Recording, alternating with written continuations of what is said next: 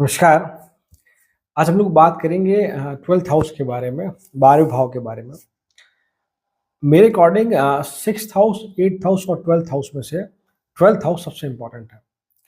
या अगर मैं ये कहूँ कि हमारे 12 भावों में से जो भाव हमारे लाइफ के पर्पस को, हमारे सोल के पर्पस को डिफाइन करता है, वो आपका 12th हाउस है। ध्यान रखिए, ये it is the last house, it is the exit house. सभी जानते हैं कि हम 12th हाउस से हमारे जीवन में जो व्यय है उन्हें देखते हैं, हमारे खर्च उन्हें हम लोग देखते हैं, हॉस्पिटल्स, जेल, लिबरेशन, मोक्षा, ये सब हम लोग 12th हाउस से देखते हैं। तो 12th हाउस के स्वामी आपके 12 भावों में जहाँ भी स्थित होंगे, वो बहुत इम्पैक्टफुल होगा आपकी लाइफ में। इसके अलावा आप ये समझिए कि कालपुरुष की कुंडली में जो 12वां भाव है, वहाँ मीन राशि है। और मीन राशि का जो सिंबल है वो दिखाता है कि दो मछलियां, दो फिशेस ऑपोजिट डायरेक्शन में जिनका फेस है, जिनका मुंह है।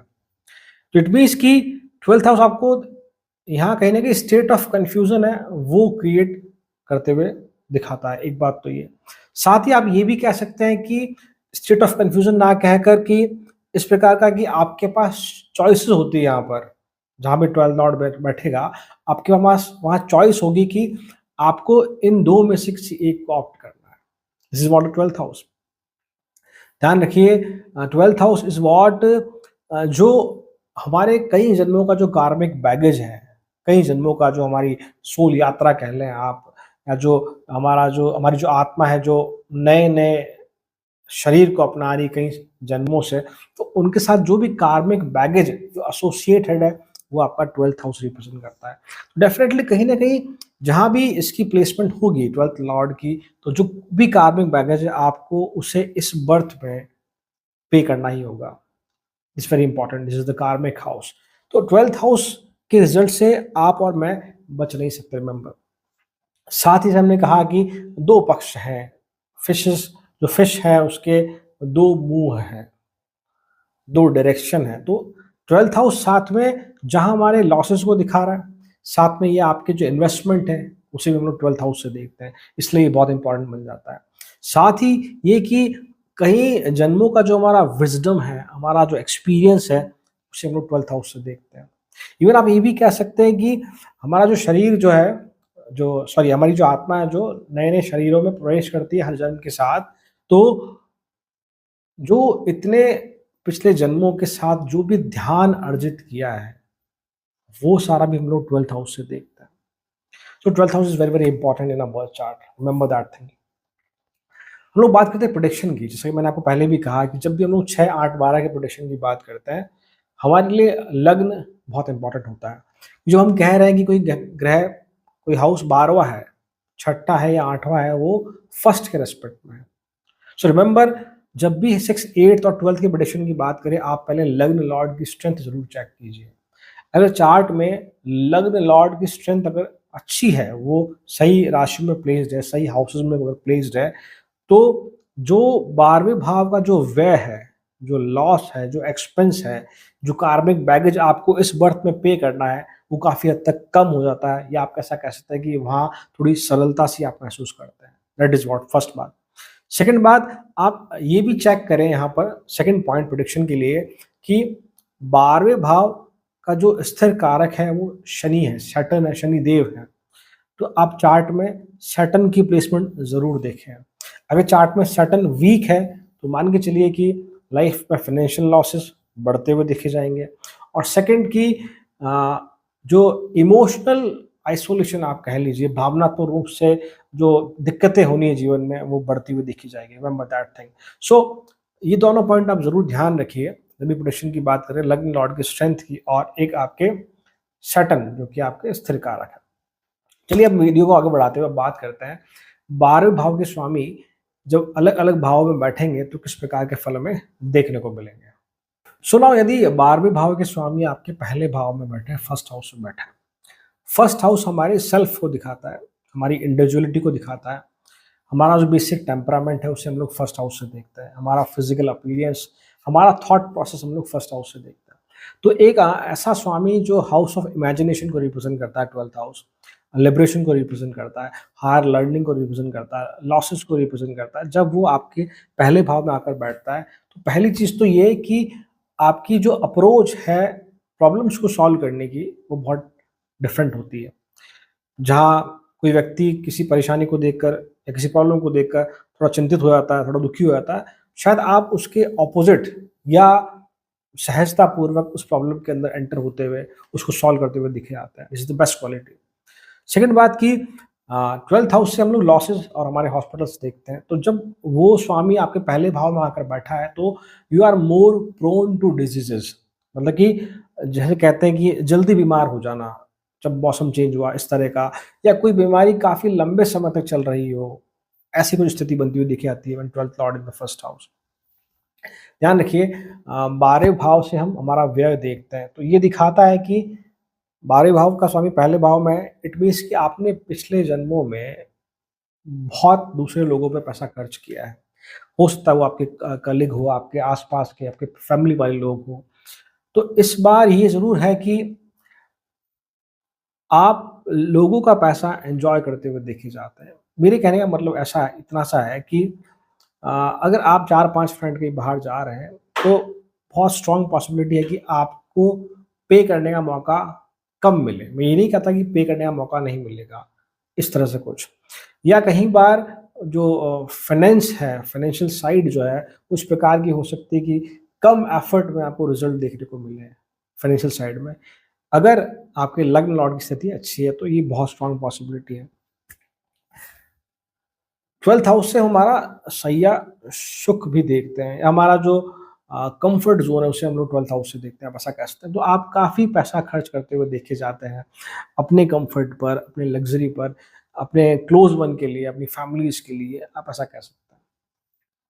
12th lord in the first house is what, कि आपके माइंडसेट में प्योरिटी होती है। कोई बहुत ज़्यादा द्वेष या जो जेलसी फैक्टर है वो डोमिनेंट नहीं होता है, कि आप इस प्रकार के हो सकते हैं कि अगर आपने जहाँ आपको लगता है कि मुझे चैरिटी करनी चाहिए, आप वहाँ फटाफट से कर देते हैं। आध्यात्म के लिए ये एक बहुत स्ट्रॉन्ग कमी से कि कॉम्बिनेशन है। आप अगर उस डायरेक्शन में जाना चाहते हैं, तो it will support you also. Because remember 12th house is the blessing of your ancestor also. जब भी आप चाहे 12th लॉर्ड फर्स्ट हाउस में हो या 9th हाउस में, जब भी आप ये कोशिश करें कि मैं कैसे अध्यात्म की तरफ आगे बढ़ूँ, it will help you. Remember, मैं सिर्फ ध्यान रखें कि 12th लॉर्ड ही सिर्फ फर्स्ट हाउस में हो, कोई और अगर प्लैनेट वहाँ अगर है, तो फिर चीज़ें बदल जाएगी या रिजल्ट इस प्रकार का देखने का नहीं मिलेगा।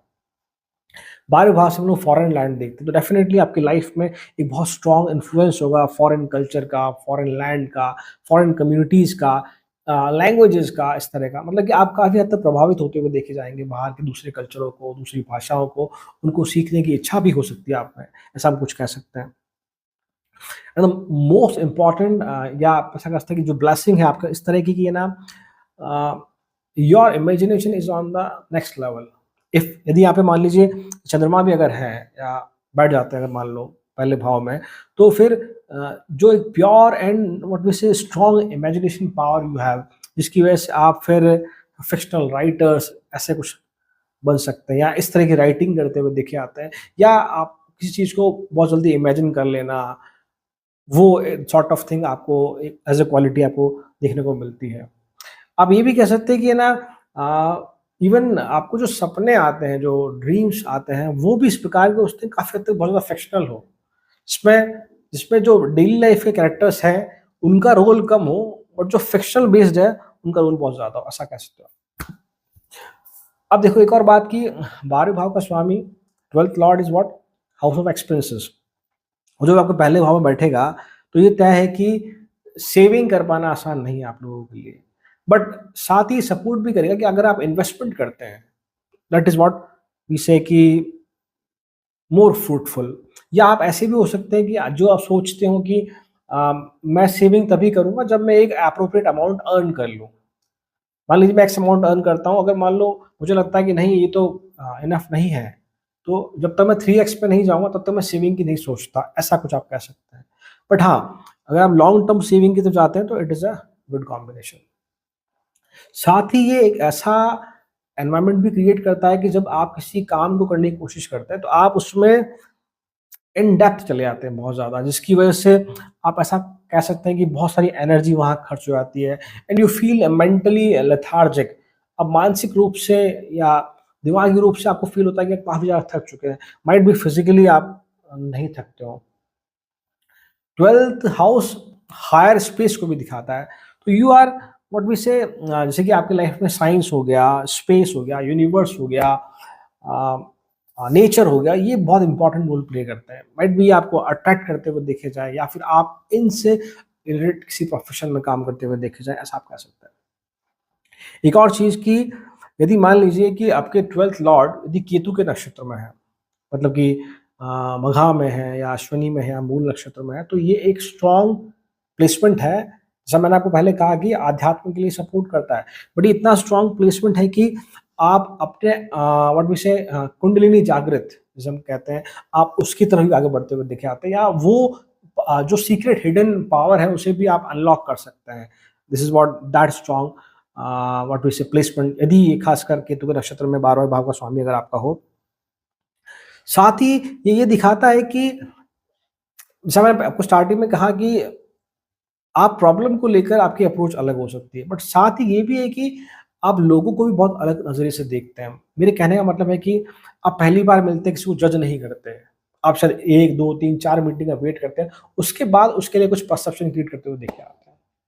This is what all about 12th lord in the first house. So now यदि 12th हाउस के स्वामी आपके सेकंड हाउस में बैठते हैं तो किस प्रकार के रिजल्ट देखने को मिलेंगे। सेकंड हाउस से हम हमारी वेल्थ देखते हैं, हमारी धन भाव कहते हैं इसे हम लोग।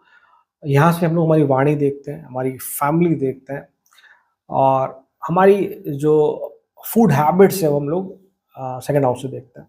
तो बहुत स्ट्रॉन्ग पॉसिबिलिटी है कि वेल्थ एक्यूमुलेशन आप कह लीजिए या आपकी जो जॉब है वो कहीं ना कहीं फॉरेन एलिमेंट से लिंक हो सकती है। कहने का मतलब मेरा है कि हो सकता है आप किसी पर्टिकुलर एमएनसी में काम करते हो, उसका हेड ऑफिस कंट्री के बाहर हो, या अगर आप आउट ऑफ इंडिया है तो किसी और कंट्री में उनका हेड ऑफिस हो, ये पॉसिबल है। आप किसी एक्सपोर्ट इंपोर्ट के बिजनेस में हो सकते हैं, या आप ऐसे किसी बिजनेस में हो सकते हैं जहाँ पर आपको क्लाइंट से मिलने की जरूरत नहीं है, डायरेक्टली फोन पे काम हो रहा हो। मतलब कि ऐसा कुछ भी जो फॉरेन को रिप्रेजेंट करता हो, उससे आप पैसा कमाते हुए जीवन में देखे आते हैं। सेकंड हाउस से हम हमारी फूड हैबिट्स भी देखते हैं। तो ये बहुत स्ट्रॉन्ग पॉसिबिलिटी है कि आप वैरायटी ऑफ फूड एक्सप्लोर करना चाहते हो जीवन में, एक्सपीरियंस करना चाहते हो, टेस्ट करना चाहते हो। अनडाउटेडली आप उसको लेकर आप काफ़ी पैसा भी खर्च करते हैं। और यहाँ एक और बात की, जब बात आती है मेहमान नवाज़ी की, तो शायद आप बहुत अच्छा करते हुए देखे आते हैं। फिर आप ये नहीं सोचते कि सामने वाला कौन है, कितना क्लोज़ है, कितना क्लोज़ नहीं है। जब खाने की बात आती है तब you want to serve the best. ये भी स्ट्रॉन्ग पॉसिबिलिटी है कि आपके जन्म के बाद कि आपकी फैमिली का किसी और शहर में ट्रांसफ़र या शिफ्टिंग हुई हो, या आपकी फैमिली पहले किसी और शहर में काफ़ी टाइम से सेटल्ड थी और फिर वो किसी और शहर में जाकर ट्रांसफ़र होती है या शिफ्ट होती है। ये स्ट्रॉन्ग पॉसिबिलिटी है यहाँ पर। 12th हाउस से हम लोग वहाँ इन्वेस्टमेंट भी देखते हैं। तो 12th लॉर्ड जब सेकंड हाउस में है तो अनडाउटेडली ये इन्वेस्टमेंट के लिए बेस्ट है, but remember investment should be of long term, क्योंकि 12th house is what the exit house, आखिरी भाव है वो। तो अगर आप लॉन्ग टर्म इन्वेस्टमेंट में जाते हैं तो ये आपके लिए फ्रूटफुल है। वो डिपेंड करेगा कि आपके चार्ट में कौन सा प्लैनेट स्ट्रॉन्ग है। यदि मार्स स्ट्रॉन्ग है, सटन स्ट्रॉन्ग है, तो आप लैंड रियल एस्टेट भी आ सकते हैं। मरकरी स्ट्रॉन्ग है तो आप क्रिप्टो करेंसी या व्हाट वी से स्टॉक मार्केट की तरफ जा सकते हैं। साथ में फिफ्थ हाउस जरूर देखें आप लोग, ये पॉसिबिलिटी है। एक और बात कि यहाँ जो मैंने प्रैक्टिकली एक्सपीरियंस किया कुछ चार्ट्स में, कि अगर आप किसी फाइनेंशियल प्रॉब्लम में हैं, फाइनेंशियल ट्रबल में हैं और आप सोच रहे हैं कि मैं एक लोन लेके इस प्रॉब्लम को सॉल्व कर दूं, मतलब मुझे कहीं पैसा पे करना है तो उसके लिए मैं एक दूसरा लोन ले रहा हूँ, तो ये आपके लिए ट्रैप हो सकता है। आप ये ना करें, बिकॉज फिर उस लोन को रीपे करने के लिए शायद आपको एक लोन और लेना पड़े। तो ऐसी कुछ कंडीशन बनती हुई दिखी जा सकती है। तो जब भी ऐसी कुछ स्थिति बने तो आप लोन लेने से बचें, आप कोई ऑल्टरनेट सोल्यूशन उसका ढूंढें। That is what more easy. 12th house हमारे कार्मिक बैगेज को रिप्रेजेंट करता है। कार्मिक बैगेज जो कहीं जन्मों से चला आ रहा है, तो उसे डेफिनेटली हमें इस जन्म में उसे हमें पे करना ही होगा। सेकंड हाउस से हम लोग फैमिली को देखते हैं हमारी, तो ये बहुत स्ट्रांग पॉसिबिलिटी है कि जब आपको आपकी फैमिली की रिक्वायरमेंट है, सबसे ज़्यादा ज़रूरत है, तब शायद वो आपके साथ ना हो। इसको आप ऐसे समझ सकते हैं कि मान लो आपकी एज 45-50 आपने क्रॉस कर लिया, उसके बाद शायद आपको कोई फाइनेंशियल प्रॉब्लम हुई हो या कोई हेल्थ इश्यू अगर हो, उस समय जब आप चाहते हैं कि नहीं हाँ, मेरे क्लोज़ वन मेरे साथ रहें या मेरी देखभाल करें, तो ऐसा बहुत कम होते हुए दिखा जाता है अनटिल अनलेस कि 4th हाउस बहुत स्ट्रॉन्ग कंडीशन में ना हो। एक्चुअली एक तरह का बैगेज है, कार्मिक ऋण आप समझिए इस चीज़ को कि इस बर्थ में आपको काफ़ी एफर्ट लगाने होंगे, काफ़ी साथ देना होगा आपके परिवार का। आपको उनके लिए काफ़ी पैसा भी खर्च करना पड़ सकता है, आपको उन्हें काफ़ी हद तक मेंटली, इमोशनली सपोर्ट करना ही पड़ सकता है। बट अगर आप साथ में ये एक्सपेक्ट करते हैं कि शायद ज़रूरत जब होगी या मैं जब 50 क्रॉस कर जाऊँगा, 45 क्रॉस कर जाऊँगा, second half of the life में चला जाऊँगा, तब शायद ये मेरा साथ दे, तो ये बहुत ईज़ी नहीं है। शायद उस समय आप अकेले हों। अगर आप फाइनेंशियली अच्छी कंडीशन में, मान लीजिए आप 30-35 की एज में अगर आप हैं एंड यू फाउंड दैट कि हाँ, मेरी फाइनेंशियल सिक्योरिटी है मेरे पास, तो आप डेफ़िनिटली अपना एक रूटीन बनाइए, अपने फ्रेंड सर्कल बनाइए, कुछ खास लोगों को अपने साथ रखिए। बिकॉज़ जो लाइफ़ का सेकंड हाल्फ है शायद उसमें आप अकेला ना रह जाएँ या आपका जो रिटायरमेंट है वो बहुत ईज़ी हो। मतलब कि आफ्टर 45-50 आपकी जो लाइफ़ है वो मुझे लगता है कि आपको किसी के साथ की बहुत ज़्यादा ज़रूरत होगी। अनडाउटेडली ये है कि लाइफ़ पार्टनर होगा आपके साथ, मैं डिनाई नहीं करता। उसके अलावा भी कुछ लोगों का आपको साथ या ज़रूरत पड़ेगी। शायद वो आपके लिए हो, चाहे वो आपके लाइफ़ पार्टनर के लिए हो, ऐसा आप कर सकते हैं। एक और बात कि हम लोग सेकंड हाउस से हमारी वाणी, हमारी स्पीच देखते हैं। तो ये बहुत स्ट्रॉन्ग एंड क्लियर है कि अ, आपकी वाणी, आपकी स्पीच ही डिसाइड करेगी कि आपकी सोसाइटी में रेपुटेशन कैसी है। If you are rude then आपकी रेपुटेशन उस तरह की बनेगी एंड अगर आप सौम्य हैं, आप बहुत अच्छे से बात करते हैं, बहुत अच्छे से मिलते हैं लोगों से, तो आप मान के चलिए कि आपकी रेपुटेशन जो 1x, 2x, 5x तक बढ़ती हुई देखी जाएगी एंड मेरे हिसाब से ये ब्लेसिंग्स है बिकॉज़ जो 12th हाउस है वो आपके एंसेस्टर्स की ब्लेसिंग को भी रिप्रेजेंट करता है। This is what all about 12th lord in the second house. So now 12th lord in the third house. तीसरे भाव से हम हमारे सिबलिंग्स को देखते हैं, हमारे जीवन में हमारी छोटी यात्राओं को देखते हैं, हमारे एफर्ट्स को देखते हैं हम लोग, हमारी स्किल्स को भी हम लोग थर्ड हाउस से देखते हैं। तो ये ज़रूर है कि जब 12वें भाव के स्वामी तीसरे भाव में हैं, तो आप वर्कहॉलिक हो सकते हैं। मतलब कि आप इस प्रकार के होते हैं जो थक कर भी नहीं थकते हों। मतलब कि या तो ये स्टेट हो सकता है कि आप मेंटली थक गए हो बट फिज़िकली ना थके हों या फिज़िकली थक गए हो या मेंटली ना थके हों। मतलब कि आप उस प्रकार के होते हैं जो 12, 14, 15 घंटे भी काम कर सकते हो। That is the uh, what we say condition because of this energy exchange, आप ऐसा बोल सकते हैं।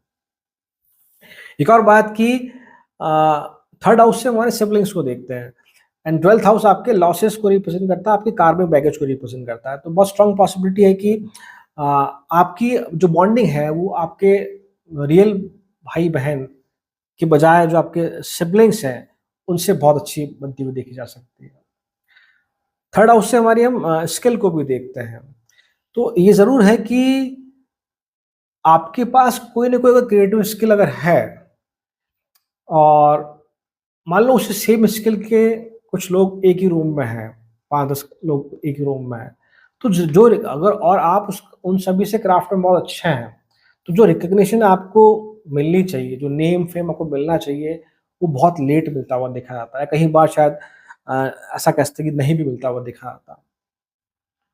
कई बार मैरिज को लेकर या जॉब को लेकर आप सेकंड चॉइस होते हुए दिखे जाते हैं। मतलब कि कोई नहीं मिला तो शायद आपको किसी कंपनी ने रख लिया, ऐसा कुछ कह सकते हैं आप। सिमिलरली मैं इस बात को मैरिज के लिए भी कहूँगा कि हो सकता है कि आपके लाइफ पार्टनर बहुत सारे पार्टनर को पहले मिल चुके हों या जिससे उनकी बात चल रही हो मतलब कि for the marriage purpose but at the end उन्हें लगा कि नहीं, कहीं नहीं बैठ रहा तो शायद इनसे शादी कर ली जाए, ऐसा कुछ।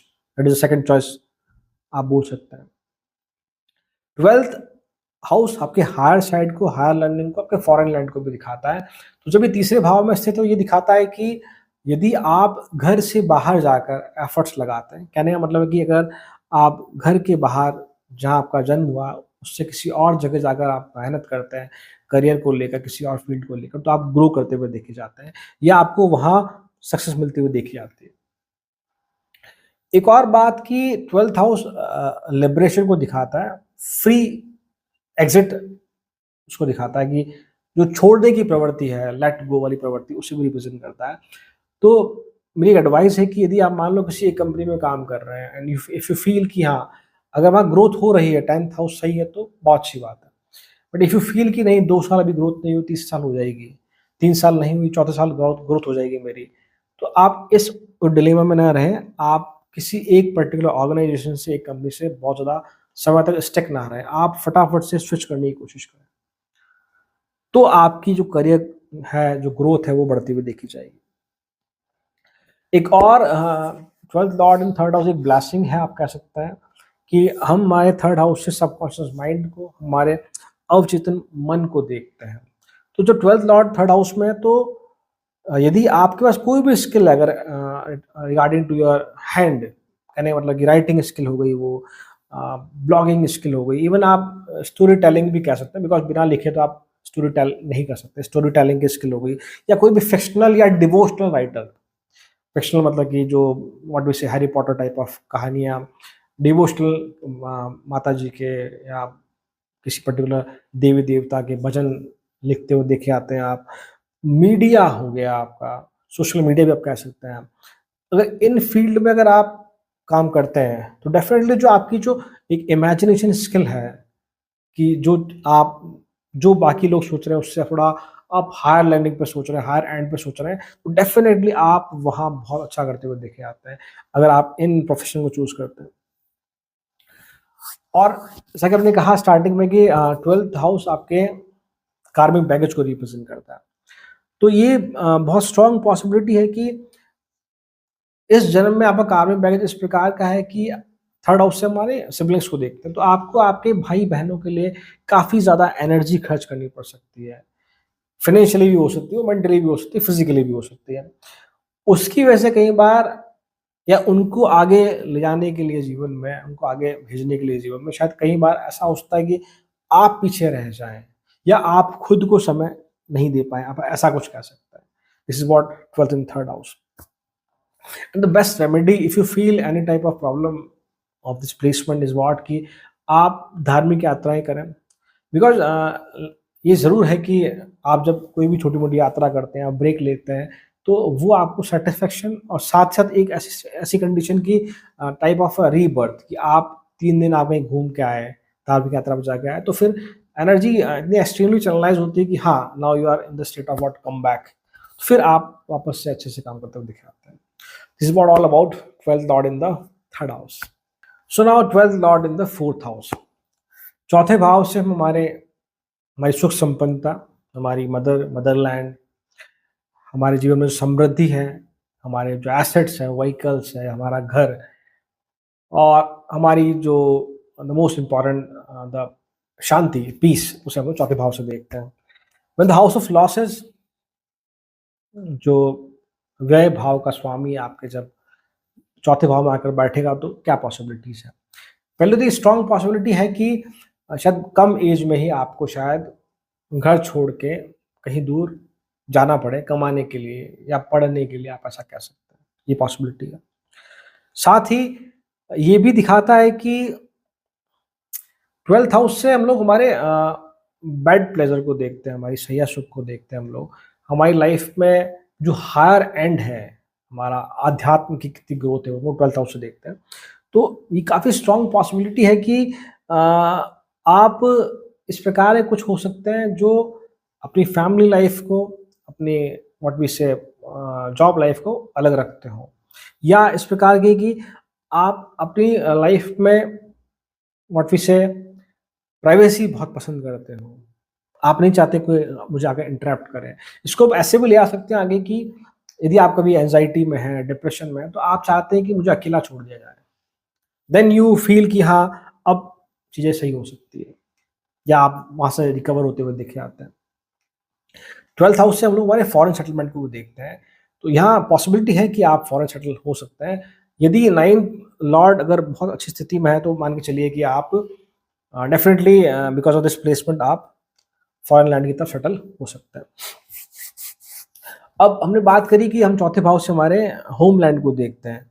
तो ये जो कार्मिक बैगेज है वो इस तरह का है कि डेफिनेटली आपको आपको आपके घर के लिए, परिवार के लिए काफ़ी कुछ खर्च करना पड़ेगा, काफ़ी पैसा खर्च करना पड़ेगा, आपके फ्रेंड्स के लिए आपको काफ़ी पैसा खर्च करना पड़ेगा।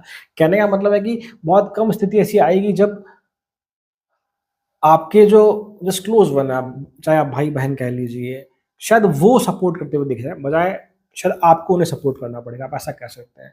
अब आपके फ्रेंड्स भी अगर आपके हैं, तो शायद यदि आप कहीं बाहर जाते हैं, तो मोस्टली शायद आपको पे करना पड़े, ऐसा कुछ कह सकते हैं। कई बार फाइनेंशियल नीड्स को सॉरी घर बनाने को लेकर या घर की नीड्स को पूरा करने के लिए आपको लोन लेना पड़े, ऐसा भी कुछ आप कह सकते हैं। इसके अलावा एक और जो मैंने ऑब्ज़र्व करी है प्रैक्टिकली कि अ, यदि आप ओवर ईटिंग अगर आप करते हैं, then there is strong possibility of health issue regarding to what we say stomach, या आप ऐसा कह सकते हैं कि जो फूड पॉइज़निंग वगैरह की है, ऐसी कुछ स्थिति बनती हुई देखी जा सकती है। So be take care of that one. 12th house से हम लोग हमारे फॉरेन सेटलमेंट को देखते हैं। साथ ही 12th हाउस हमारे कार्मिक बैगेज को भी रिप्रेज़ेंट करता है, जो कहीं जन्मों से हमारे साथ है। तो जो अब कार्मिक बैगेज आपका 4th हाउस से जुड़ा है। मतलब इस प्रकार का कंडीशन हो सकती है कि आप काफ़ी मेहनत करें अपने अर्ली एजेस में 30, 35, 40 तक बहुत मेहनत करें और फिर आप कोई वेल्थ क्रिएट करें, कोई घर बनाएँ और फिर ऐसी स्थिति आएगी शायद आप उसे भोग ना पाएँ। 2 कंडीशन हो सकती है यहाँ पे कि या तो आप लाइफ़ के लेटर एज में जाकर आपकी जो आपका जो घर है, उसे आप भोग पाएँ। मतलब कि आप आपकी जॉब कहीं और है, आपने घर कहीं और बनाया, बट आफ्टर रिटायरमेंट आप वहाँ जाकर रहने लग गए हो, ऐसा कुछ हो सकता है। या पॉसिबिलिटी है कि शायद आपकी जो बनाई हुई प्रॉपर्टी संपदा है, वो शायद आप नहीं, आपकी आने वाली जो नेक्स्ट जनरेशन है, वो शायद उसे भोगती हुई देखी जाए, आप ऐसा कह सकते हैं। अगर मैं नेगेटिव एंड पे बात करूँ, जैसा कि हमने कहा कि it is a karmic connection, कार्मिक व्हाट वी से बैगेज आल्सो देयर, तो देयर इज़ अ पॉसिबिलिटी कि इस जन्म में आपको ज़्यादा सपोर्ट करना पड़ेगा फैमिली को, पहली बात। दूसरी, मदर को लेकर आप शायद काफ़ी हद तक चिंतित हो सकते हैं, might be because of health issue या जो आप एक्सपेक्ट करते हो अपनी मम्मी मदर से जो एक अफेक्शन, वो शायद आपको उतना नहीं मिलता हुआ दिखा जाता है। यदि वहाँ 4th हाउस सर्टेन भी अगर है या आपके जो 12th लॉर्ड है वो सर्टेन है, तो ये स्ट्रॉन्ग पॉसिबिलिटी है। अगर आपका 12th लॉर्ड यदि जुपिटर है, तो आप ऐसा कह सकते हैं कि हार्ट प्रॉब्लम, चेस्ट प्रॉब्लम या ब्रीथिंग इश्यू काफ़ी कम उम्र में इस तरह के इश्यूज होते हुए देखे आए हैं। तो एक बहुत सिंपल सा रेमेडी है, यदि आपके 4th हाउस में सैटर्न या जुपिटर अगर स्थित है, तो आप बहुत कम एज से, मतलब जब भी आपको पता चले, आप ब्रीथिंग एक्सरसाइज, प्राणायाम करना स्टार्ट कीजिए। बिकॉज़ लेटर लाइफ में ये हेल्थ इश्यू में तब्दील ना हो जाए, उसके लिए अपने आप पे क्या कह सकते हैं कि ये एक बहुत अच्छा रेमेडी भी हो सकता है। इन शॉर्ट देखो, मैं ये प्लेसमेंट इस प्रकार से भी है कि ये अपने से 5 प्लेसेस अवे है, अपने से 5 स्थान दूर है। तो ये दिखाता है कि जो आपके एंसेस्टर हैं, उनकी ब्लेसिंग को भी रिप्रेज़ेंट करता है। ब्लेसिंग इस प्रकार की है कि यदि आप अध्यात्म की तरफ बढ़ जाते हैं या आप ऐसे किसी फ़ील्ड में हैं जहाँ आपको सर्विस देनी हो, सर्विस से मतलब मेरा है कि आप हेल्थ इंडस्ट्री में हो सकते हैं या ऐसी कोई भी इंडस्ट्री जहाँ पर हमें कहीं न कहीं होलिस्टिक अप्रोच कह लीजिए, या आयुर्वेदा हो गया या योगा हो गया, इस तरह की इंडस्ट्री अगर आप हैं, तो डेफ़िनेटली ये आपके मेंटल पीस को मेंटेन करने की कोशिश करेगा। ओवरऑल अगर मैं कहूँ कि 12th lord in the 4th house is not that much good placement. This is what all about 12th lord in the 4th house. So now 12th lord in the 5th house. यहाँ आपके results जो है वो कुछ positive भी है, कुछ negative भी है। 5th हाउस से हमारे संतान पक्ष को देखते हैं, हमारी क्रिएटिविटी को हम लोग 5th हाउस से देखते हैं। So when 12th lord in the 5th house, there is a strong possibility कि आपके जो बच्चे होंगे वो क्रिएटिव होंगे और उनके जन्म के बाद आपकी लाइफ में ट्रांसफॉर्मेशन होगा, चाहे वो बिलीफ सिस्टम को लेकर हो, चाहे वो फाइनेंशियल साइड को लेकर हो। साथ ही भी पॉसिबिलिटी है कि आप किसी ऐसे फील्ड में हो जहाँ, या ऐसा प्रोफेशन हो जहाँ आपको एडवाइस देनी पड़ती हो, कंसल्टेशन ऐसा कुछ कह सकते हैं, एस्ट्रोलॉजी भी हो सकता है या फिर आप डॉक्टर हो सकते हैं, इस तरह का कुछ। या अ, अगर आप टीचिंग फील्ड में हैं या आप साइकोलॉजिस्ट ऐसे कुछ फील्ड में हैं, काउंसलर कह लीजिए आप, कंसल्टेंट कह लीजिए, आप इस फील्ड में बहुत अच्छा करते हुए देखे आते हैं। अगर आप नहीं हैं इन फील्ड में तो माइट बी आपके मदर या फादर में से कोई एक ज़रूर इस फील्ड में उठा हुआ देखा जाएगा। This is what the past karmic connection. साथ ही हमने कहा कि 12th हाउस हमारे जो पूर्वजों की ब्लेसिंग है उसको भी रिप्रेजेंट करता है। तो यहाँ ब्लेसिंग इस प्रकार की है कि आपके जो पेरेंट्स हैं, वो आपको बहुत सपोर्ट करते हैं। सॉरी, बहुत सपोर्ट करते हैं मेरे कहने का मतलब है कि सभी पेरेंट्स सपोर्ट करते हैं, बट आपके पेरेंट्स इस प्रकार के होते हैं कि जो अपने अपने जो अपनी उनकी कैपेसिटी है उससे बाहर जाकर आपकी हेल्प करते हुए देखे जाते हैं, चाहे वो आपके एजुकेशन को लेकर हो, चाहे आपके जॉब को लेकर हो, इस तरह कुछ। फिफ्थ हाउस हमारे संतान पक्ष को दिखाता है।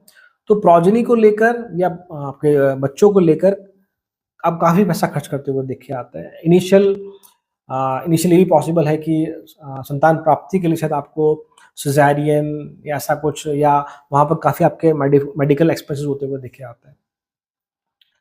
फिफ्थ हाउस हमारी क्रिएटिविटी को रिप्रेजेंट करता है, हमारी जो स्किल्स है उसे रिप्रेजेंट करता है।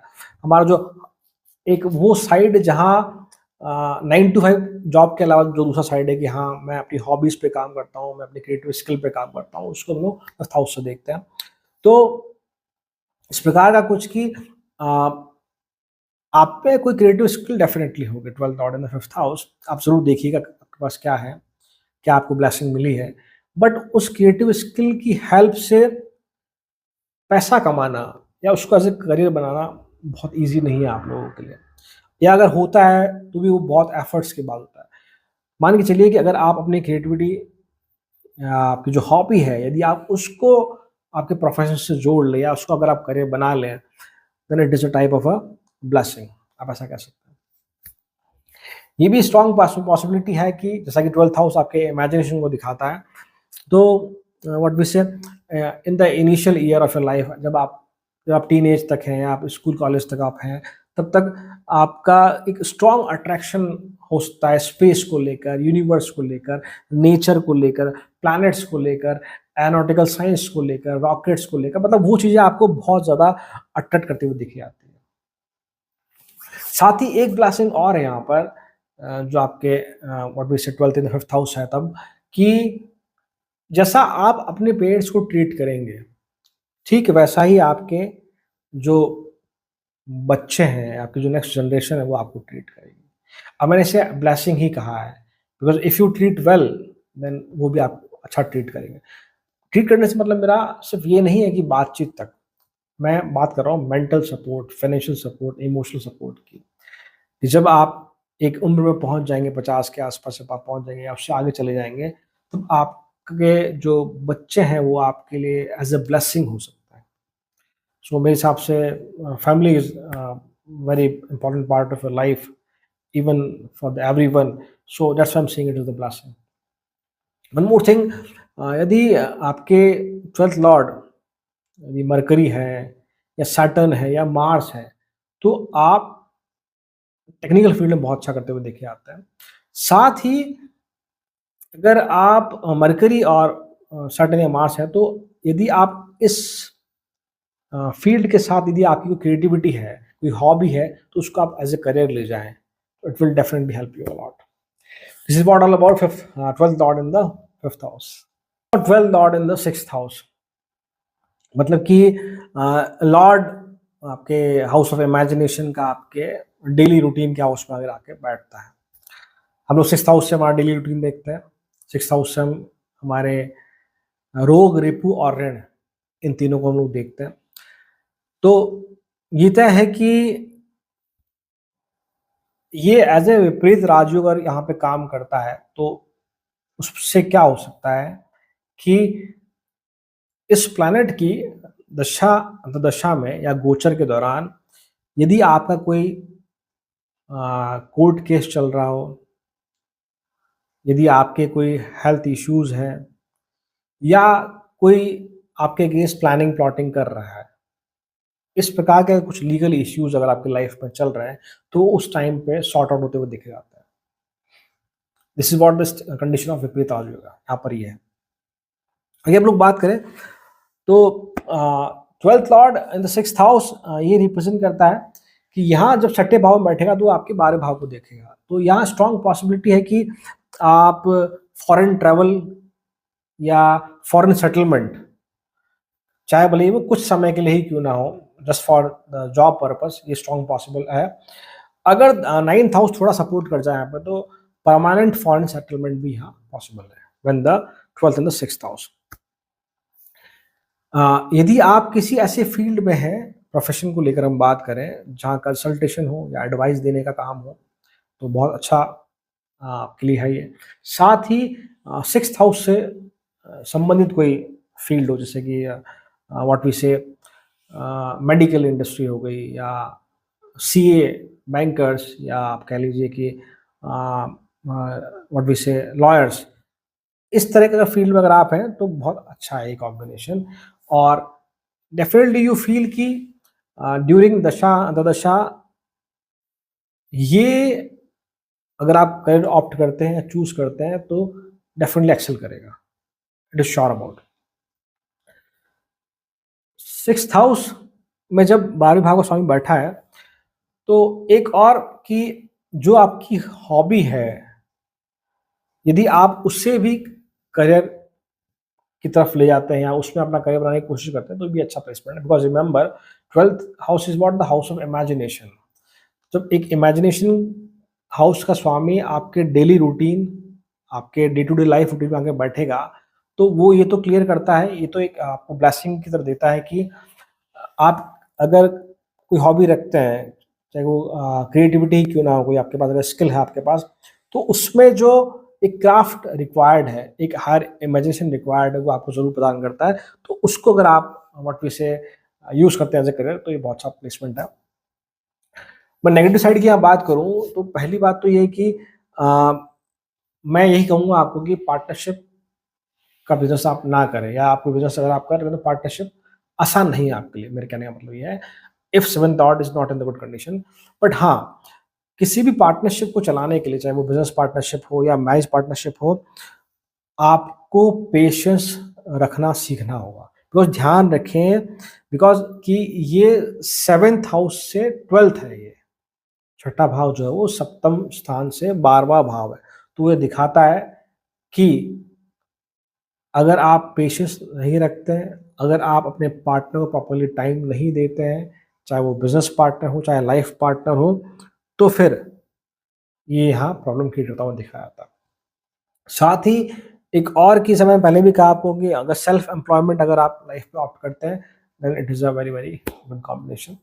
हाँ, ये ज़रूर है कि यदि आपके 6th लॉर्ड की स्थिति अच्छी नहीं है चार्ट में, तो फिर मान के चलिए कि कोर्ट केसेस वगैरह होते हुए काफ़ी स्ट्रांगली दिखे आते हैं।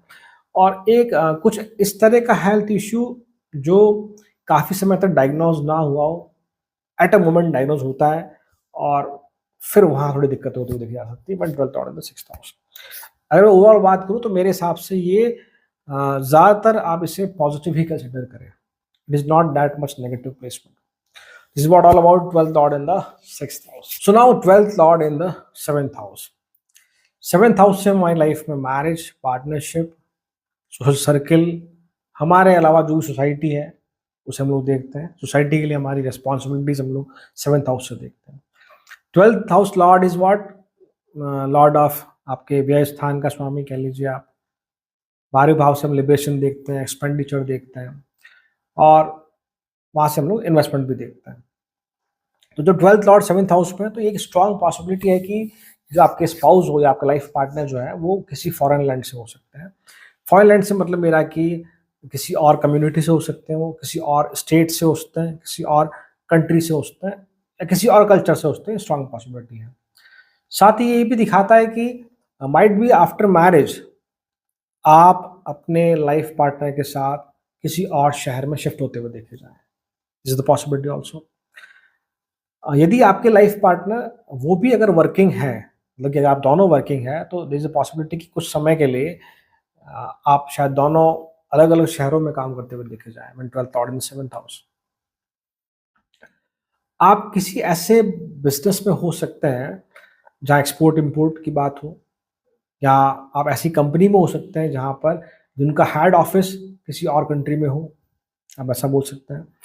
या ऐसा कोई बिज़नेस जहाँ पर आपको फ़ोन की सहायता से आपका काम होता हुआ देखा जाए, कॉल सेंटर भी कह सकते हैं आप, या जहाँ आपको क्लाइंट से मिलने की ज़रूरत ना पड़े, कंसल्टेशन, एडवाइज़िंग, इस तरह के कुछ फील्ड में आप काम करते हुए देखे जा सकते हैं, या ऐसा आपका कोई बिज़नेस हो सकता है।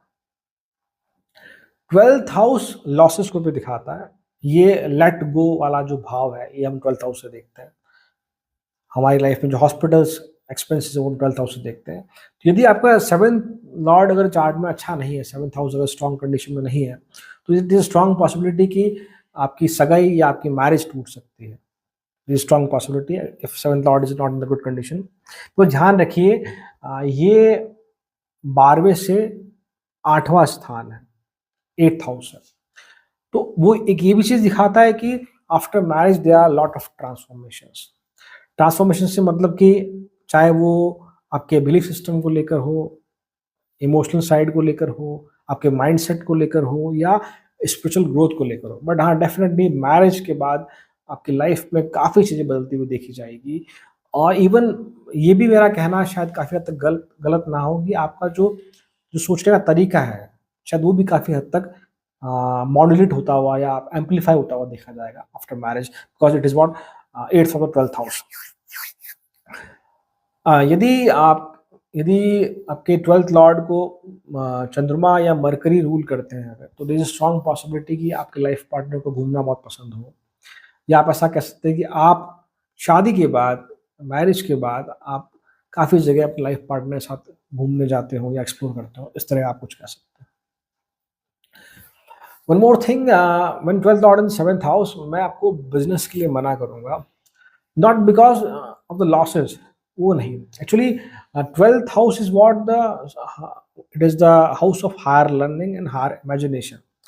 तो ये आपको क्राफ्ट देता है ज़रूर, if your chart marker is strong, तो ये आपको क्वालिटी देता है कि हमें किसी बिजनेस को स्टार्ट करने के लिए हमारे पास क्या क्या रिसोर्सेज होने चाहिए, क्या क्या क्रिएटिविटी यूज़ होगी, क्या हमारी इमेजिनेशन होनी चाहिए।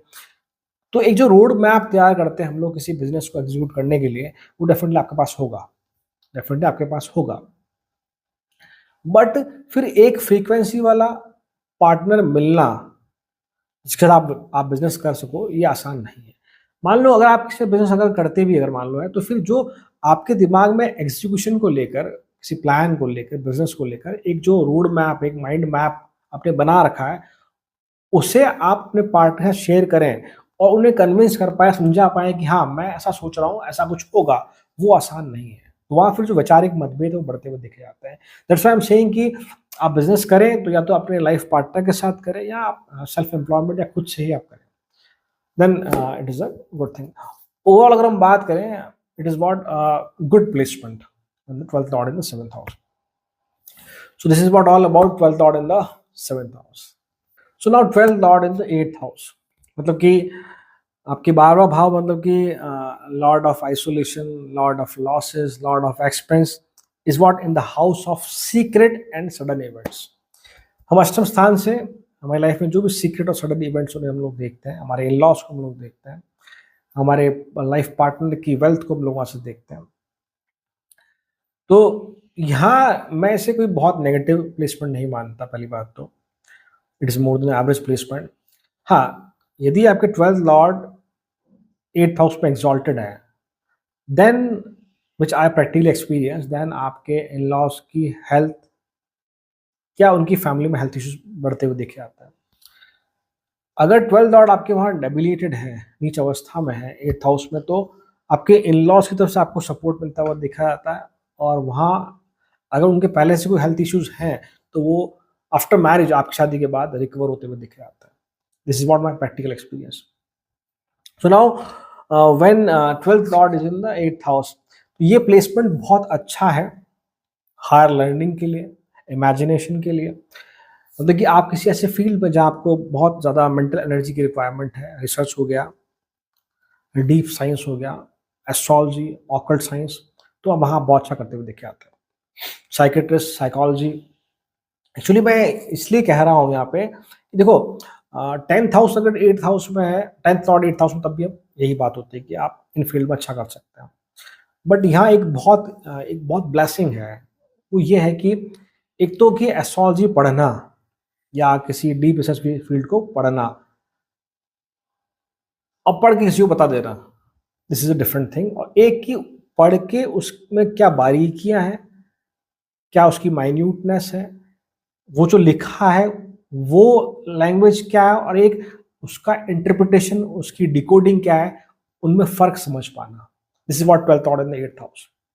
कि आप उस प्रकार, जैसे मान लो मैं एज़ एस्ट्रोलॉजी एग्जांपल दूँ, तो आप उस प्रकार के एस्ट्रोलॉजर हो सकते हैं जो समझते हैं प्लैनेटरी कॉम्बिनेशन को और फिर उसके हिसाब से एडवाइस करते हैं।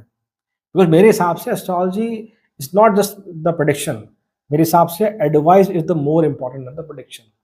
कि जब आपसे कोई मिलता है, तो आप उसे क्या राय देते हैं, ये ज़्यादा इम्पोर्टेंट है मेरे हिसाब से, बजाय कि आप उसे बताते हैं कि आपकी लाइफ में ये हुआ। Prediction is not that much important, ये मेरा अपना मानना है। सो 12th lord in the 8th house is best for what? Research, या ऐसा कोई भी फील्ड जहाँ आपको हायर इमेजिनेशन, चाहे वो राइटिंग हो, चाहे वो ब्लॉगिंग हो, चाहे वो पोएट हो, आप इस तरह कोई भी फील्ड जहाँ आपको बहुत हायर इमेजिनेशन यूज़ करना हो, वहाँ उन फील्ड्स के लिए बहुत अच्छा है। साथ ही ये एक और अच्छा प्लेसमेंट है कि ये आपको एक अच्छा साधक बनाता है। साधक से मतलब मेरा है कि जहाँ हम लोग बात करते हैं मेडिटेशन की, तो मेडिटेशन में बहुत सारी स्टेजेज़ हैं। मेडिटेशन में 8 स्टेजेज़ हैं, जैसे कि आप कह सकते हैं कि यम, नियम, आसन से लेके the last stage is what we say समाधि। जो 8 स्टेजेज़ हैं, इन स्टेजेज़ को अचीव करना तो खैर बहुत बड़ी बात है, वो तो खैर बहुत रेयर पॉसिबिलिटी है वो तो। बट फिर भी आप जो ये 8 स्टेजेज़ है, यम से लेके समाधि तक, इसमें आप शुरू के 3, 4, 5 स्टेजेस को एक्सेल करते हुए देखे आता है। मतलब कि वह व्यक्ति विशेष जो अपने सराउंडिंग में एनर्जी को सेंस कर सकते हो, कि positive energy, negative energy, that much powerful combination, कि आपको वाइब्रेशनल सेंस दे सकता है। और यदि आपके 12th लॉर्ड अगर यदि मान लो केतु के नक्षत्र में है और अष्टम स्थान में बैठे हैं वो, या केतु भी वहाँ साथ में बैठा है, मतलब केतु नक्षत्र का मतलब मेरा कि यदि अश्विनी में है, मघा में है, मूला में, यदि मघा या मूला में है, तो आप मान के चलिए कि आप बहुत अच्छे साधक बन सकते हैं। और फिर लोगों से मिलकर उन्हें गाइड करना, what actually they want to hear, उन्हें बताना समझाना, that strong combination is that one. But साथ में ये भी है कि आपकी लाइफ में कुछ ऐसा भी पॉसिबल है, अगर मैं नेगेटिव एंड में बात करूं, अगर सिक्स्थ हाउस भी बहुत अच्छी स्थिति में नहीं है और आपका लग्न लॉर्ड, आपकी इम्यूनिटी थर्ड हाउस अगर वो अच्छा नहीं है, तो फिर ऐसी कंडीशन की कोई बहुत छोटी सी हेल्थ इशू भी है तो काफ़ी समय तक ठीक नहीं हो रही है, या वो एक बड़ा रूप ले रही है, इस तरह की कुछ व्हाट वी से हेल्थ इशू होते हुए देखे आते हैं when 12th lord in the 8th house. सही, मैंने कहा कि आप साधक तक बन सकते हैं, तो इसका मतलब कि ये भी सिग्निफाई करता है कि you are quite much pure from inside, until unless कि वहाँ राहु नहीं है तो, अंटिल अनलेस वहाँ राहु नहीं है तो आप मन से बहुत प्योर हैं। जेलेसी का जो भाव है वो ठीक है अपनी जगह है, बट वो उतना डोमिनेंट नहीं है आपके अंदर, बहुत बहुत कम है। साथ ही 12th लॉर्ड जब 8th हाउस में है, तो आप कुछ, आपके सपने कुछ ऐसे हो सकते हैं जिसमें आप बहुत ज़्यादा थक जाते हो। सही होता है कि कई बार कि हम लोग रात को सोने जाते हैं और फिर एक सपना, दो सपना, तीन, इस तरह ड्रीम्स, बहुत सारे ड्रीम्स आते आते हैं आपको, और फिर आप जब सुबह उठते हैं या फिर आप उसमें जो कशमकश होती है, उन सपनों में आपकी काफ़ी एनर्जी खर्च हो जाती है, एंड फिर जब आप उठते हैं तो you feel somehow tired also. Specially आपके सपने कुछ बहुत ज़्यादा फिक्शनल हो सकते हैं, यदि वहाँ पर आपके 12th लॉर्ड मून है या मरकरी है या सैटर्न है। इन शॉर्ट कि आप अपने ड्रीम्स में काफ़ी ज़्यादा थक जाते हैं। भागना, दौड़ना, किसी चीज़ को चेज़ करना, किसी चीज़ से डर जाना। पर साथ में एक चीज़ और भी है, स्पेशली अगर moon controls your 12th house और इसे Saturn controls your 12th house also, तो ये भी दिखाता है कि आप सपनों के माध्यम से चीज़ों को सेंस कर सकते हैं। You have a strong intuition power is also there. This is what the blessing of 12th lord in the 8th house. But हाँ, अगर मरकरी है वहाँ, बुध है या मून है या शनि है, तो फिर जो मन है वो स्थिर नहीं हो पाता कभी भी। बहुत ज़्यादा सोचता है, अशांति बहुत ज़्यादा रहती है वहाँ पर। तो ये नेगेटिव साइड भी है उसका। एक और बात कि 12th और 8th हाउस पे है तो फिर आप थोड़े आलसी हो जाते हैं। अब देखो आलसी को मतलब ये नहीं कि आप सिर्फ़ बैठे हैं या सो ही रहे हैं, मैं वो नहीं कह रहा।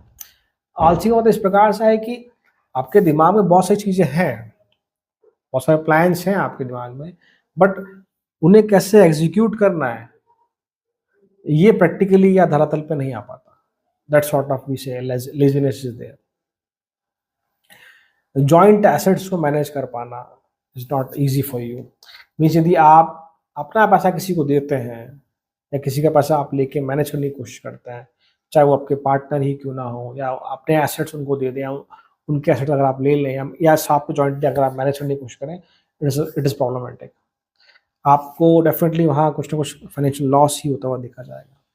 राहु अगर यहाँ पर है 8th हाउस में, then it is a critical condition.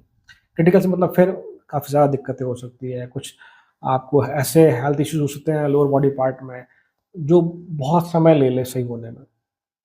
सो अगर if you feel negative energy of 12th lord in the 8th house, काफ़ी ज़्यादा इस तरह की स्थिति है, तो आप शिवा गायत्री मंत्र का आप चैंटिंग करें। मैं गायत्री मंत्र की बात नहीं कर रहा हूँ, शिवा गायत्री मंत्र है, आप चाहे तो गूगल करें उसे और उसकी चैंटिंग करें, it will help you a lot. This is what all about 12th lord in 8th house. So now 12th lord in the 9th house. नवम भाव से हम हमारे एल्डर फिगर्स को देखते हैं, फादर फिगर्स को देखते हैं, हमारे मेंटोर्स, हमारे गुरु को देखते हैं। नवम भाव को धर्म स्थान कहा गया है और जो हमारी हायर लर्निंग है, हमारे जीवन में लंबी यात्राएँ हैं, वो हम नवम भाव से देखते हैं। 12th हाउस आपके house of loss, house of expense, house of investment, liberation, moksha, hospitalisation, extreme expenses, ये सब लोग 12वें भाव से देखते हैं।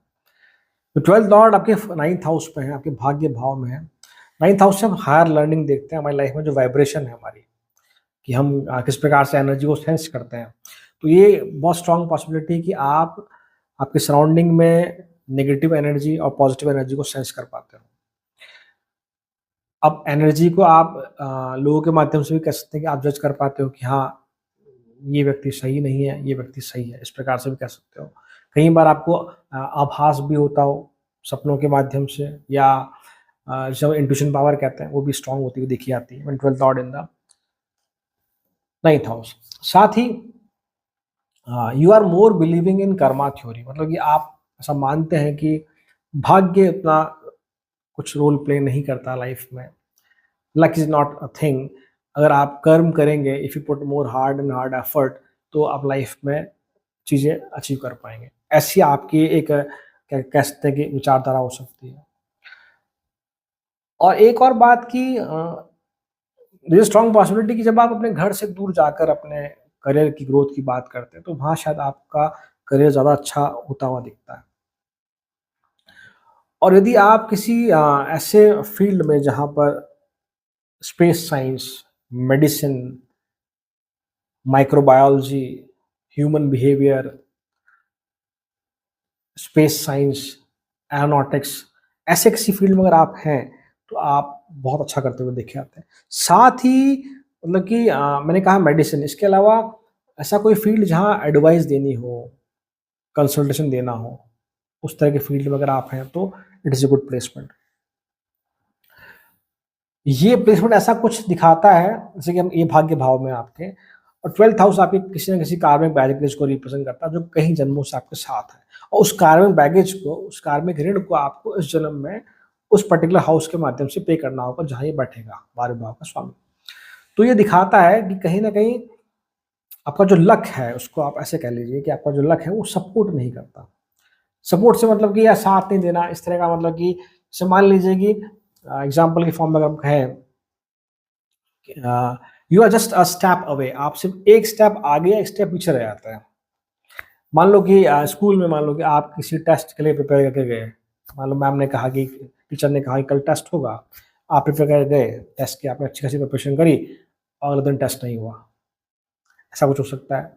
या आपने प्रिपरेशन नहीं करी, उस दिन टेस्ट हो गया, दैट सॉर्ट ऑफ थिंग।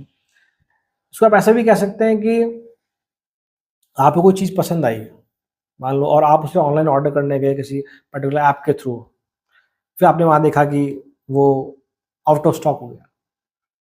ऐसा कह सकते हैं आप।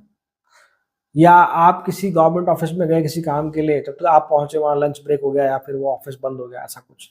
मतलब कि या तो आप एक स्टेप आगे चले जाते हैं या एक स्टेप पीछे रह जाते हैं, ऐसा कुछ आप कह सकते हैं इन टर्म ऑफ लक।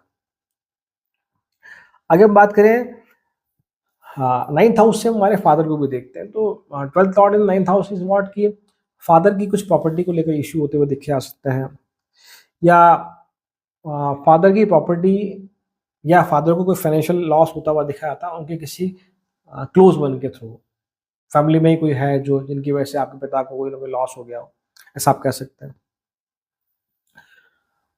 जो पैतृक संपत्ति है, अगर सेकंड हाउस आपका बहुत स्ट्रॉन्ग नहीं है तो उसे मिलने में काफ़ी दिक्कतें हो सकती है, 12th lord in the 9th house.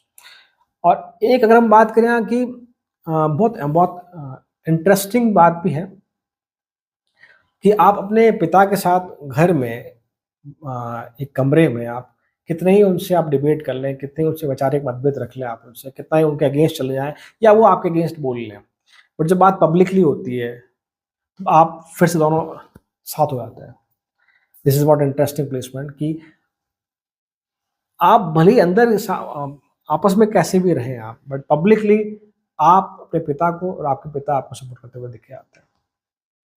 कई बार ये स्ट्रॉन्ग पॉसिबिलिटी है कि आपकी ही कुछ गलतियों की वजह से जो फाइनेंशियल लॉस है या किसी की बातों में आ जाना, कुछ ऐसा कुछ उसी के कहने पे कुछ कर देना, किसी को पैसा उधार दे देना या ऐसा कुछ करने से आपको फाइनेंशियल लॉस होता हुआ दिखा जाता है। 9th हाउस से हमारी आइडियोलॉजी भी देखते हैं। 12th हाउस आपके 9th हाउस आपकी हायर लर्निंग का हाउस भी है, आइडियोलॉजी का हाउस भी है, 12th आपका इमेजिनेशन का हाउस भी है। तो 12th हाउस जब 9th हाउस में है तो आपको एक ब्लेसिंग देता है कि आप कह सकते हैं कि मैं सोचता हूँ। मैं सोचता हूँ का मतलब ये है कि मैं हर जगह सोचता हूँ। चाहे वो धर्म को लेकर हो, चाहे वो किसी और बिलीफ सिस्टम को लेकर हो, चाहे वो किसी और कुरीतियों को लेकर हो, वहाँ आप सोचते हुए देखे आते हैं। मतलब कि आप समझते हैं, प्रैक्टिकली उस चीज़ को एग्ज़ामिन करते हैं कि क्या सही है, क्या गलत है, फिर उसके बाद उसके लिए आप अपनी राय रखते हुए दिखे आते हैं। It is a good quality. साथ ही आप उस प्रकार के भी हो सकते हैं कि जो ये नहीं मानते कि कोई स्कूल में ही गुरु होता होगा या यूनिवर्सिटी में ही आपको गुरु मिलते होंगे या आपसे बड़े ही आपके गुरु हो सकते हैं। यू फील कि कोई भी जो आपसे उम्र में छोटा हो, बड़ा हो, यदि सच में आपको गाइड कर रहा लाइफ में तो वो आपके लिए गुरु है। एक जो हायर फिलोसॉफिकल साइड है आपको यहाँ मिलती है जब 12th लॉर्ड आपका 9th हाउस में। सो ओवरऑल अगर मैं बात करूँ, it is good placement. This is what all about 12th lord in the 9th house. So now 12th lord in the 10th house. 10th house से हमारा 10th house को हमारा कर्म स्थान कहते हैं। हमारा ऑफिस एनवायरनमेंट, हमारा करियर, हमारा प्रोफेशन हम लोग 10th हाउस से देखते हैं। 12th house is what, the house of losses, house of expense, house of investment, house of what we celebration, higher learning. जब 12वें भाव का स्वामी आपके 10th हाउस में आकर बैठेगा तो दो चीजें यहाँ पर हैं। एक कि उसकी अंतर्दशा में या उसके ट्रांजिट में आपके जॉब जाने के चांसेस बहुत ज़्यादा स्ट्रांग पॉसिबल है। और दूसरी बात ये यहाँ पर ब्लेसिंग है। ध्यान रखिए, 12th हाउस आपके जो एंसेस्टर्स हैं उनकी ब्लेसिंग को भी रिप्रेजेंट करता है। तो वो ये है कि जॉब स्विच करना आपके लिए बहुत आसान है। ये पॉसिबल है कि पहली बार किसी नई जॉब को ज्वाइन करना आपके लिए टफ हो सकता है, बट जैसे आपने एक कंपनी ज्वाइन किया आपने, then you can easily switch to other side. Remember, 12th lord is what, the lord of liberation. Moksha के स्वामी आपके करियर के भाव में बैठे हैं। तो कहने का मतलब मेरा है कि 12th house is what, the house of let go. सब कुछ छोड़ के चले जाना, that sort of thing I want to say, कि अब ये स्थिति बनाता है कि आप किसी के अंडर में काम करना कभी नहीं चाहते। यू नेवर वांट कि हाँ मैं किसी के अंडर में काम करूँ। यू थिंक लाइक दैट कि मैं कुछ भी छोटा मोटा ही क्यों ना करूँ, बट मैं खुद का करूँ। सेल्फ एम्प्लॉयमेंट जिसे हम लोग कहते हैं, that sort of what we say, कि आपका माइंड सेट हो सकता है। बिकॉज 12वां भाव बंधन को नहीं दिखाता। 12th हाउस रिप्रेजेंट कि हाँ अभी ये आखिरी घर है, इसके बाद या तो साइकिल वापस से रिकंटिन्यू होगी या फिर मैं मोक्ष की तरफ निकल जाऊंगा। तो दैट्स वाई आप हमेशा चाहते हैं कि मैं अपना खुद का कुछ करूँ। 12th हाउस कार्मिक बैगेज को भी रिप्रेजेंट करता है, तो ये भी दिखाता है कि बहुत स्ट्रांग पॉसिबिलिटी है कि आप में बहुत सारी स्किल्स हो सकती है, आप अपने क्राफ्ट में बहुत अच्छे हो सकते हैं, बट आपको हमेशा मोस्ट ऑफ द केसेस में आपको हमेशा आपके जो बॉस मिलेंगे, जो आपके जो हायर हायरार्की वाले लोग होंगे, वो आपसे कम क्वालिफाइड होंगे। उनके पास आपसे कम स्किल्स होगी, आपके उनके पास आपसे कम क्राफ्ट होगी, आप ऐसा कह सकते हैं। साथ ही एक और चीज़ कि 12th लॉर्ड 10th हाउस में, तो आप इस प्रकार के कुछ हो सकते हैं कि जो लाइफ में हमेशा चाहते हैं कि उन्हें एप्रिशिएट किया जाए, उन्हें रिकॉग्नाइज़ किया जाए, उन्हें रिकॉग्निशन दी जाए कि हाँ, आपने ये अच्छा किया, ये आपकी वजह से हुआ, मोर देन मनी। अगर आपको कोई एप्रिशिएट करे, आपको बोला कि काम अच्छा हुआ है, तो आप बिना कुछ बोले भी उसका दूसरा काम भी कर देंगे। That sort of mindset you have. 12th Lord आपके फॉरेन सेटलमेंट को दिखाता है। 12th लॉर्ड कहीं न कहीं आपको फॉरेन से लिंक करता है। दो जब वो आप एक करियर हाउस में है, तो ये दिखाता है कि either you work for an MNC जिसके हेड ऑफिस कहीं कंट्री के बाहर हो, आप ऐसा कह सकते हैं, या आप ऐसे किसी प्रोफेशन में हो जहाँ एक्सपोर्ट इम्पोर्ट की बात की जाती हो, या सारा काम कॉल पे होता हो, जहाँ क्लाइंट से मिलने का बहुत कम मौका मिलता हो, ऐसे किसी प्रोफेशन में हो सकते हैं आप। कंसल्टेशन एडवाइजिंग फील्ड में हो सकते हैं, जहाँ आपको आपके क्लाइंट से मिलने का मौका ना मिले, सारा काम कॉल पे हो जाए, ऐसे कुछ इंडस्ट्री में आप काम करते हुए दिखे जा सकते हैं। 12th हाउस आपके कार्मिक बैगेज को रिप्रेजेंट कर रहा है। वो जिस भी भाव में बैठेगा, वहां से जो भी कार्मिक बैगेज है वो आपको इस बार तक पे करना होगा। देयर इज स्ट्रॉन्ग पॉसिबिलिटी कि आपके जो ऑफिस में आपके जो कलीग है, आपके जो आपके साथ जो लोग काम करते हैं, वो बहुत स्ट्रॉन्ग पॉसिबिलिटी है कि वो आपके अगेंस्ट कुछ ना कुछ सीक्रेट प्लान करते रहते हो, हमेशा कुछ ना कुछ प्लानिंग प्लॉटिंग चलती रहती है आपके पीछे। अब ये ऐसा है कि ध्यान रखिए कि ना, इट इज अ कार्मिक बैगेज। तो the best remedy is what, कि अगर मान लो आपको आपको पता चल जाता है कि हाँ भाई, मेरे अगेंस्ट कुछ लोग प्लानिंग प्लॉटिंग कर रहे हैं, तो पहली बात तो आपको उन्हें माफ करना सीखना होगा, आपको उन्हें इग्नोर करना सीखना होगा, और फिर आगे बढ़ना होगा। बिकॉज जैसे ही आप ये कर देंगे कि हाँ ठीक है, उनकी वजह से मेरा नुकसान हुआ, ठीक है, मैंने लेट गो कर दिया, मैंने माफ कर दिया, तो ये जो कार्मिक बैगेज है ये कम हो जाएगा, और उसके बाद आप फिर लाइफ में ग्रो करते हुए दिखे जाएंगे। This is what all about 12th lord in the 10th house. So now 12th lord in 11th house, अपने से 12वें स्थान में।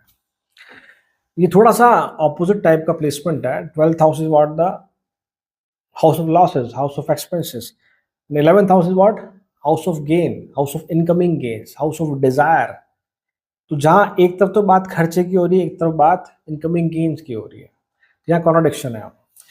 तो ये बहुत ट्रिकी सा प्लेसमेंट है, you have to understand this, you have to understand this. और दिमाग में एक चीज क्लियर रखिए आप लोग कि 12th हाउस आपके कार्मिक बैगेज को रिप्रेजेंट कर रहा है। जिस भी भाव में बैठेगा, वहां आपको उस बैगेज को, उस कार्मिक ऋण को उतारना होगा। तो पहली बात की 11th house is the house of desires.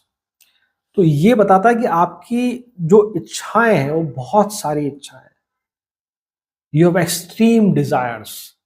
और वो इच्छाएं ऐसी नहीं है कि आपकी इस जन्म की है, वो आपके कई जन्मों की इच्छाएं हैं, जो चाहती है कि इस बार भी आप चाहते हैं कि नहीं, मुझे फेम मिले, मुझे नेम मिले, मैं इतने एफर्ट्स लगा रहा हूँ, मुझे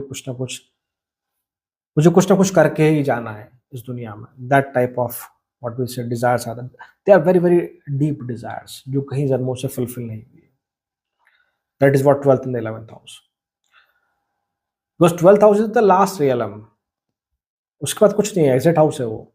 तो उसका लॉर्ड आपके इच्छाओं के भाव में बैठा, तो आपकी इच्छाएं बहुत ज्यादा है। आप आपके आसपास कोई अगर दूसरा इंसान है, तो आप उसे नहीं समझा सकते। अगर वो सोच रहा है कि नहीं भाई, इसकी इच्छा सिर्फ इतनी है, तो वो आपको कम आंक रहा है। That is also the thing. 12th house से हमारे, सॉरी 11th हाउस से हमारे हम एल्डर ब्रदर को देखते हैं, हमारे फ्रेंड सर्कल्स को हम लोग देखते हैं। तो यहाँ पहला कार्मिक बैगेज तो यह है कि बहुत स्ट्रांग पॉसिबिलिटी है कि आपके एल्डर ब्रदर ना हो। अगर हो, शायद उनकी, अगर सैटर्न इज देयर, तो पॉसिबिलिटी है कि उनकी डेथ हो गई हो, पॉसिबिलिटी बोल रहा हूँ मैं।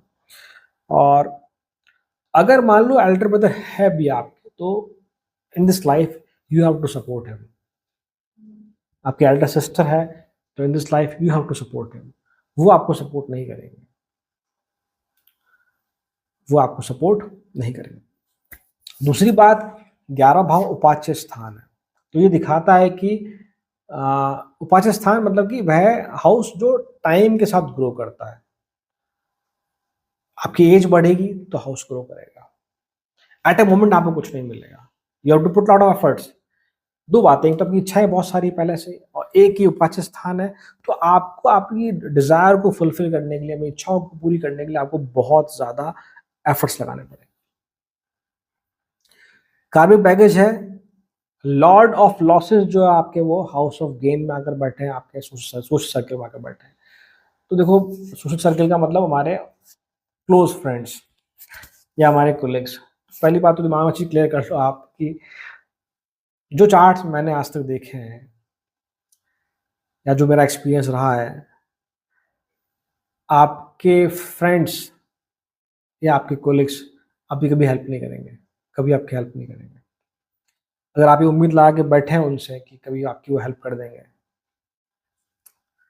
अब मान के चलिए कि आप किसी न किसी डिलेमा में हैं, नहीं पॉसिबल है। दूसरी बात कि अगर मान लो आपकी एज 40 है तो आप कभी पीछे जाके देखना, आपने हमेशा आपकी फ्रेंड्स की हेल्प की है, आपने हमेशा उनकी फाइनेंशियली हेल्प की है, बट उन्होंने कभी आगे होकर आपसे ऐसा नहीं कहा कि भाई मैं तेरी हेल्प कर देता हूँ। No, this is the karmic baggage जो आपको उतारना होगा। आपको इस जन्म में उनकी हेल्प करनी ही होगी, चाहे वो किसी भी मंशा से आपसे हेल्प ले रहे हो। This is the only way to repay this karmic debt, आपको करना होगा। इसके अलावा आपके कजिन्स, इवन सिबलिंग, चलो मैं नहीं कहता, कजिन्स आपके स्पेशली आप कह लो, इवन आपके फ्रेंड्स भी आप कह लो, वो कहीं ना कहीं आपसे जेलस है, आपकी ग्रोथ को लेकर, आपके फाइनेंस को लेकर, आपके व्हाट वी से आपके व्हाट डेली लाइफ को लेकर, आपका जो रहने का तरीका है उसको लेकर भी वो बहुत जेलस है आपसे। Definitely I can guarantee you this thing. when 12th lord in the 11th house, especially Saturn is there or Jupiter or Mercury is there, है ये चीज। माइट भी आप इसे बाद में रियलाइज करें, बट ये चीज है। तो जैसे हमने भी स्टार्टिंग में कहा कि भाई एक तो आपके लॉर्ड ऑफ लॉसेस है, एक लॉर्ड ऑफ आपके इनकमिंग गेन्स है। हाउस आपका इनकमिंग गेन का 11th हाउस है, और वहां से हम लोग लॉसेस की बात कर रहे हैं। तो ये तय है कि आपके लिए सेविंग ईजी नहीं है। अब मान के चलिए कि आप सोचेंगे मैं सेविंग कर लूंगा, ये पॉसिबल नहीं है, बहुत बहुत बहुत मुश्किल है। सो सो बेस्ट रेमेडीज, बिकॉज आपके खर्चे, अगर आपकी आपकी सैलरी बढ़ती है, आपका अगर मान लो इनकम बढ़ता है, तो उसके हिसाब से आपके खर्चे बढ़ जाते हैं, डेफिनेट है। तो बेस्ट रेमेडीज व्हाट दैट कि आप इन्वेस्ट करना सीखें। अब इन्वेस्ट करना सीखेगा मतलब, मैं सीखना इसलिए कह रहा हूँ बिकॉज इन्वेस्ट सभी करते हैं, साल भर के लिए 2 साल के लिए रिटर्न मिलता है, हम उसे ले लेते हैं। बट यहाँ 12th और 11th हाउस में तो ये भी दिखाता है कि आपका जो माइंडसेट इस तरह का है कि फटाफट से गेन मिल जाए, that sort of thing is also there. तो आपको इन्वेस्ट करना होगा इस प्रकार से for minimum of 5, 6, 8, 10 year of lock in period. आप किसी ऐसे फील्ड में इन्वेस्ट करें जहां 5-10 साल बाद आपको रिटर्न मिले, तभी वो जो इन्वेस्टमेंट है, वो लॉन्ग टर्म इन्वेस्टमेंट है, आपको एक अच्छा वेल्थ क्रिएट करके देगा। बहुत रेयर पॉसिबिलिटी है आपके चार्ट में, यदि 5th और 7th का स्ट्रॉन्ग कनेक्शन है, तभी कोई पॉसिबिलिटी कि जल्दी आपको गेन मिल जाए, अदरवाइज आपको इन्वेस्टमेंट के लिए हमेशा वेट ही करना होगा। और ये बेस्ट रेमेडी भी है। आप किसी जगह पैसा डाल के भूल जाएं, भूलने का मतलब ये नहीं है आप बिल्कुल सोच समझ के डालें। आप देखिए आपके चार्ट में कौन सा प्लैनेट स्ट्रॉन्ग है, सैटर्न स्ट्रॉन्ग, मार्स स्ट्रॉन्ग, तो लैंड की तरफ चले जाएं। Mercury strong, 5th house strong, तो आप क्रिप्टो करेंसी, स्टॉक मार्केट की तरफ जा सकते हैं। But remember, through long term investment you can earn in your life only. ये बात। आगे हम बात करें, जैसे हमने कहा कि आपकी डिजायर्स बहुत ज़्यादा है, so it will take time to fulfil. साथ ही जैसे हमने कहा कि कई बार, स्पेशली जब आपके 12th लॉर्ड का टाइम, दशा दशा आपके जीवन में जब आती है, यू फील कि आपका जो इनकम सोर्स है वो थोड़ा अनस्टेबल सा है, कभी आपकी सैलरी बढ़ जाती है, कभी आपकी सैलरी कम हो जाती है, इस प्रकार का कुछ कॉम्बिनेशन आपको देखने को मिलेगा। बट साथ में एक ब्लेसिंग भी देता है यहाँ पर कि है ना, आप मल्टीपल सोर्सेज के थ्रू आप इनकम जनरेट कर सकते हैं। आप पहचानिए आपके पास कोई और हॉबी है, कोई और क्रिएटिविटी है, तो आप उसके थ्रू आप व्हाट वी से आप इनकम जनरेट करने की कोशिश कीजिए। साथ ही साथ मान लीजिए कि 11th house is the house of expansion also. ठीक सामने आपका 5th हाउस है, हाउस ऑफ क्रिएटिविटी। तो अगर आपके पास कोई क्रिएटिव स्किल है तो उसको आप ऑनलाइन प्लेटफ़ॉर्म पे लेकर आएँ, यूट्यूब पे लेकर आएँ, किसी और जगह लेकर जाएँ, वहाँ से आप उससे पैसा कमाने की कोशिश करें। और जैसे कि आपने कहा कि 12th और 11th में बैठेंगे तो ठीक सामने 5th हाउस है, पाँचवें भाव को देखेंगे आपके वो। और अगर वहाँ कोई बेनिफिक अगर है या अगर वो 5th हाउस थोड़े भी अगर अच्छी स्थिति में है, तो आप मान के चलिए कि आपके संतान के जन्म के बाद आपकी लाइफ में डेफ़िनिटली एक अच्छा आपको इम्पैक्ट देखने को मिलेगा in term of what we say career growth. So it is a sort of blessing also because remember 12वें भाव से हमारे जो पूर्वज हैं उनकी जो ब्लेसिंग है उसको हम लोग देखते हैं। So one more thing which I have seen in the chart कि 12th in the 11th house आपकी इनकम कितनी भी क्यों ना हो, बट लोगों को हमेशा लगता है कि आप बहुत पैसा कमाते हैं। ये मैंने एक्सपीरियंस किया चार्ट्स में देखकर। मुझे काफ़ी मेरे क्लाइंट्स ने बताया कि नहीं, मेरे रिलेटिव सोचते हैं कि मैं इतना कमाता हूँ। That my personal experience. Overall अगर मैं बात करूँ, इट इज़ द आपको डरने की ज़रूरत नहीं है देखो सेविंग को लेकर यहाँ पर। It is the placement which which जो आपको से ये कहना चाहता है कि भई wait and watch. Wait and watch का मतलब कि आप अच्छी जगह पैसा इन्वेस्ट कर दो, फिर आप कुछ 5-10 साल भूल जाओ। You definitely get good results. जो आपने एक्सपेक्ट किया है कि मैं 1 साल में 2 साल में इतना उससे रिटर्न कमा लूँगा, आप देखिएगा 10 साल बाद जो आपकी एक्सपेक्टेशन है उसके आस-पास आपको रिटर्न मिल जाएगा। But remember it is the long term investment. This is what all about 12th lord in the 11th house. So now 12th lord in the 12th house. 12वें भाव का स्वामी अपने ही भाव में। मतलब कि losses, investment, hospital, jail, liberation, moksha, सब कुछ अपने ही भाव में। तो ओवरऑल ये एक अच्छा प्लेसमेंट है, क्योंकि अपने भाव का स्वामी अपने ही भाव में उसको स्ट्रेंथन ही करता है। पर चूंकि 12th हाउस आपके कुछ कार्मिक बैगेज को भी रिप्रेजेंट करता है, जिन्हें आपको इस जन्म में पे करना है, तो वो ज़रूर रहेगा, उसकी हम बात करेंगे। पहले मैं कुछ यहाँ की पॉजिटिव साइड्स की बातें करता हूँ। When 12th lord in the 12th house आपको स्ट्रॉन्ग बजट मैनेजमेंट स्किल देता है। आप जानते हैं कि कैसे घर चलाया जाता है, मुझे कौन सी चीज़ कहाँ इन्वेस्ट करनी है, कहाँ कितना खर्च करना है, that sort of thing. Budget कैसे मैनेज करना है, ये आप में, या फंड मैनेजमेंट स्किल आप में बहुत अच्छी देता है 12th in the 12th house. इसके अलावा आप कुछ उस प्रकार के होते हैं जिनको बाँटना पसंद है। बाँटने से मतलब मेरा है कि खुशियाँ बाँटना ठीक है अपनी जगह, भोजन बाँटना मतलब सबको साथ में लेके चलना, परिवार को सबके साथ खाना, सबके साथ खुश रहना, सबको खुश रखने की कोशिश करना, ये एक बहुत अच्छा गुण है। 12th lord in the 12th house. 12th house आपके हायर लर्निंग का है, it is the exit house, इसके बाद कुछ नहीं है। तो आप आप उस प्रकार के हो सकते हैं जिनके मन में द्वेष नहीं है, जो कोई भी चीज़ करते हैं दिल से करते हैं, दिमाग बहुत कम लगाते हैं। मैं उन जगह की बात कर रहा हूँ जहाँ आपके अपने लोग हैं, वहाँ आप दिमाग नहीं लगाते। 12th लॉर्ड अपने ही भाव में है, तो ये उसको प्रोटेक्ट करता है। साथ ही ये आपको बहुत फ्लेक्सिबल बनाता है कि आप किसी भी कंडीशन में अपने आप को एडजस्ट कर लेते हैं। स्पेशली परिवार के लिए, दोस्तों के लिए आप बहुत कुछ करते हुए देखे जाते हैं।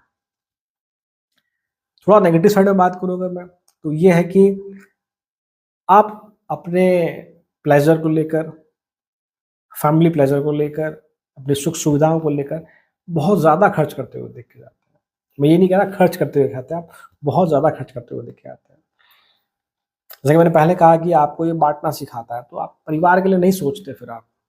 आपका कोई क्लोज है तो फिर आप भूल जाते हैं कि कितना पैसा कहाँ खर्च होगा।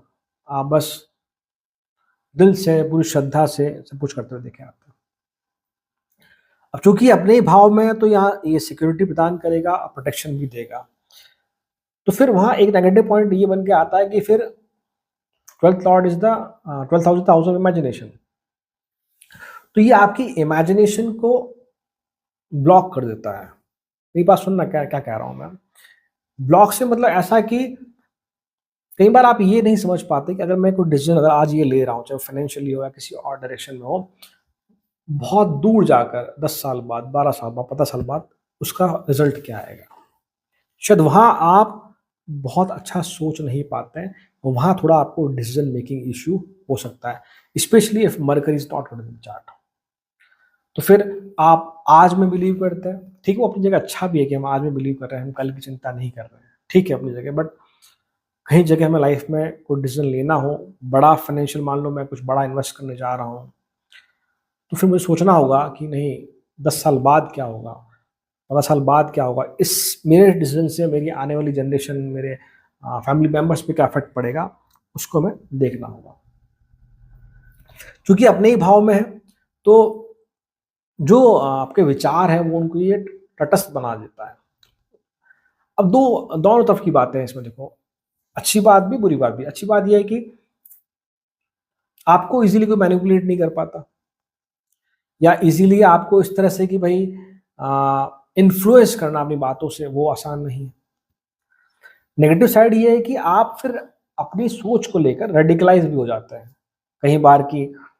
मान लो कोई है जो आपको सही चीज बता रहा है, बट जो आपका थॉट प्रोसेस बहुत पहले से जो आपकी अपब्रिंगिंग से जो डेवलप हुआ है वो बदलता नहीं है। फिर इस प्रकार से कि मान लो कोई पॉलिटिकल डिबेट भी अगर हो रही है या कुछ भी ऐसा कुछ XYZ कुछ हो रहा है, आपने जो अपनी सोच बना ली है, फिर आपको लगता है कि फिर वही सब कुछ सही है। जो आपका फिर दायरा है वो थोड़ा सा सीमित हो जाता है। जबकि 12th हाउस और हाउस ऑफ इमेजिनेशन, चूंकि अपने ही भाव में है, तो जो कार्मिक बैगेज है वो आपका खुद से ही है। अब कि आपको ये सीखना पड़ेगा कि मेरी जो सोचने की क्षमता है वो इतनी नहीं है, वो बहुत ज्यादा है, अनंत है वो। मुझे उसको एक्सप्लोर करना सीखना पड़ेगा, मुझे उसकी उस हाइट तक पहुंचना पड़ेगा। This is the baggage. So आपको इस ऋण को पे करके आपको इस बैगेज को क्रॉस करना होगा। फिर उसके बाद यू विल फाइंड कि हाँ, आपकी सोचने की क्षमता असीमित है, अनंत है। अगर यहाँ राहु अगर यहाँ बैठे मान लो, then it create problem 12th house में।